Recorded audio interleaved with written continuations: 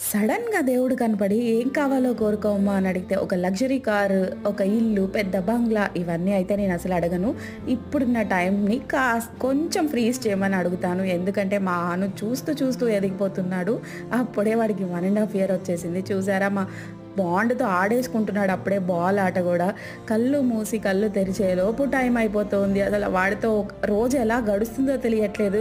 ఒక్కొక్క రోజేమో అబ్బా బాబోయ్ అనిపిస్తుంది. ఒక్కొక్క రోజేమో అప్పుడే అయిపోయిందా అనిపిస్తుంది.